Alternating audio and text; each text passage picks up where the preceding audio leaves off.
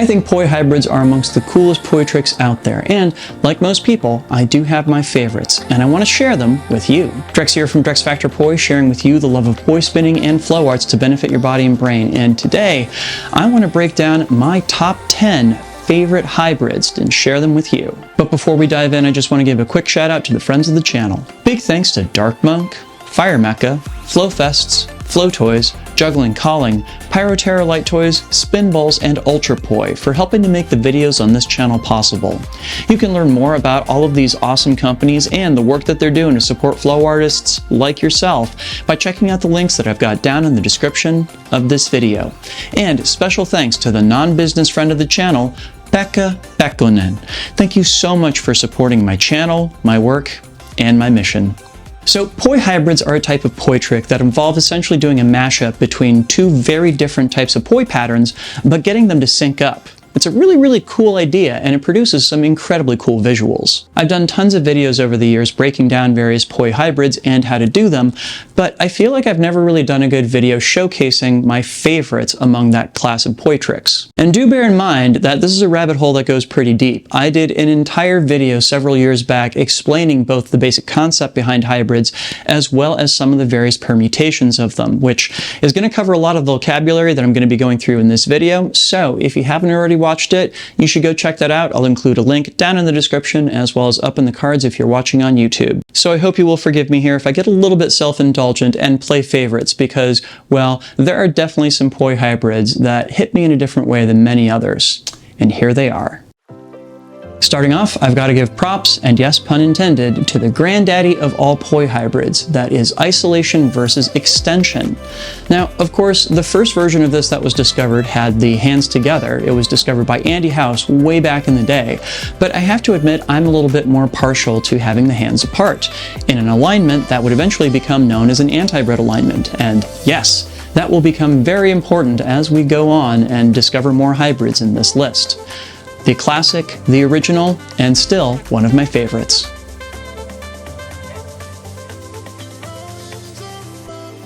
The next two slots on this list are both going to be taken up by what on paper is exactly the same poi trick, but expressed in vastly different ways. That would be 4-petal anti-spin flower versus 2-petal in-spin flower, and this particular version of it is with the hands in split time opposites, while the poi are in split time same direction. Part of what I like about this is that it keeps the timing and direction consistent between both the hands and the poi, and creates these lovely little moments where it appears that the poi are squeezing together on either end. I'm also a big fan of using this as a setup for doing plane breaks, as well as breaking into buzzsaw flowers and a bunch of other different options. Really, you can see me doing this in a bunch of my flow videos. I'm a huge fan. Next up on the list is, you guessed it, 4-petal anti-spin versus 2-petal in-spin, and specifically a variation that turns this into a body tracer. It's sometimes called the Nevesol, and named after a Swedish poi spinner by the name of Thomas Johansson, or as his nickname was back in the day, Nevesol. Part of what I love about this is that it has a lot of level changes built into it, so it works really well with dance. And also too, it doesn't hurt that it also makes for interesting transitions into things like windmills, as well as 4-beat fountains and a variety of other tricks. Plus which, this integrates super well into archer weave fountains, so it makes for some great body tracing transitions as well.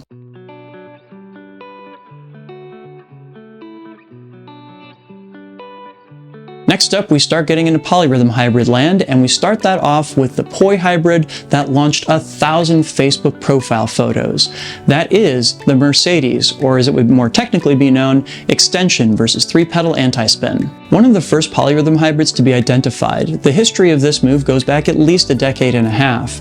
Not only does it create an absolutely beautiful set of trails that create really awesome long exposure photos, it was also a key move in learning how to go back and forth between different timing and directions, as on top the poi are spinning in together opposites, and on bottom they're spinning in split time opposites.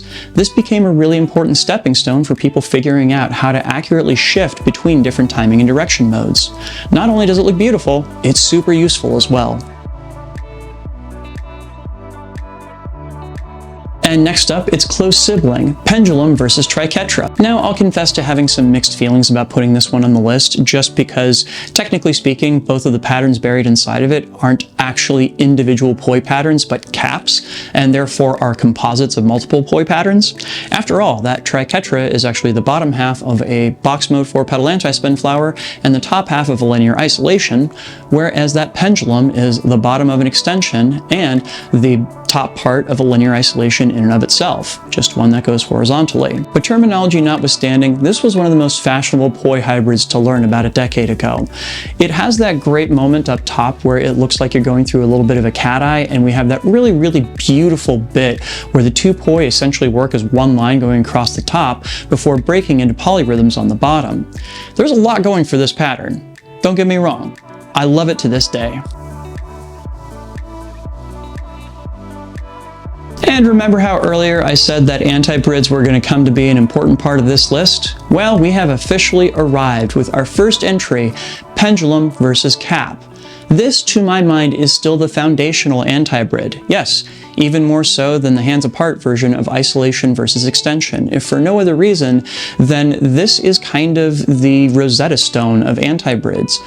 Just about any other anti-brid that you can possibly think of can transition in and out of this particular pattern. It's also foundational because so many of the concepts around anti-brids, including the alignment of the hands and poi, as well as the ability to reach around the kind of buzzsaw plane that we keep the core pattern for anti-brids in, all are easily learned with this pattern. Gravity is helping you out every single way along it, and that doesn't happen in most other anti-brid patterns. Really important for beginners, and it still looks cool.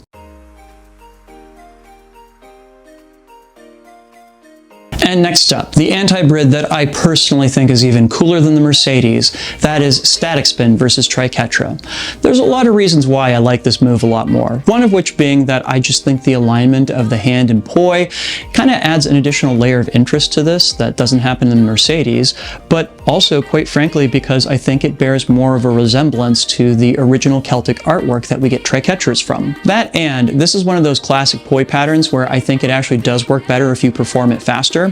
A great way to get your audience engaged, and especially if you're doing it with LED or fire, to get your audience to see the full pattern that you're creating with the poi by whipping through it real fast.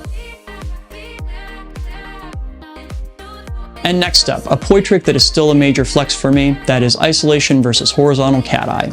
When I first learned how to do this, there could not have been more than a dozen people in the world that could perform it, and I felt hugely accomplished when I got it down. I'm not gonna lie, as tech poi became more accessible in the mid to late 2010s, I expected that everybody was gonna learn how to do this, that it was gonna become as commonplace as the Mercedes, and I was shocked when that didn't happen.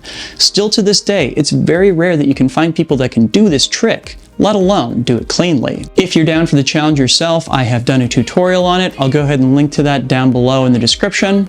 But for the time being, I'm also going to still say that I enjoy this getting to be a flex.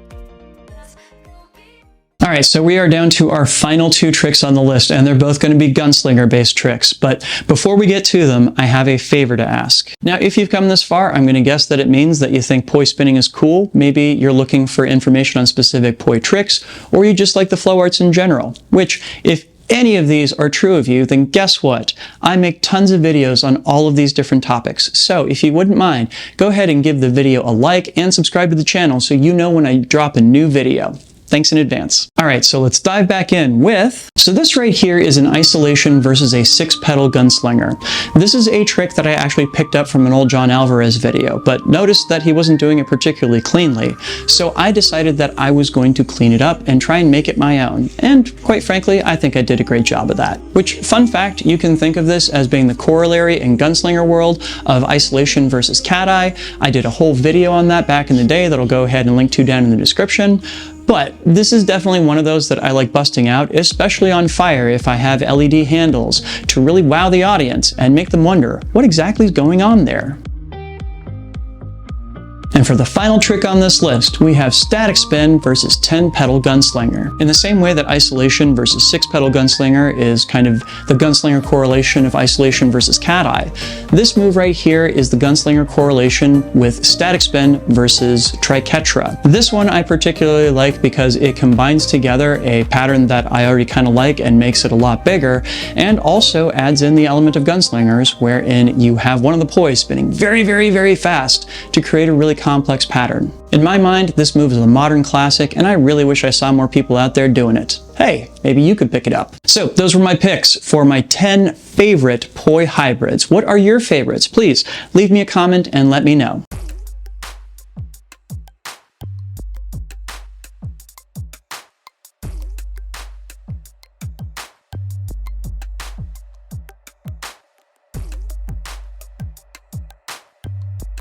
This video would not be possible without the kind support of all of these awesome people right here.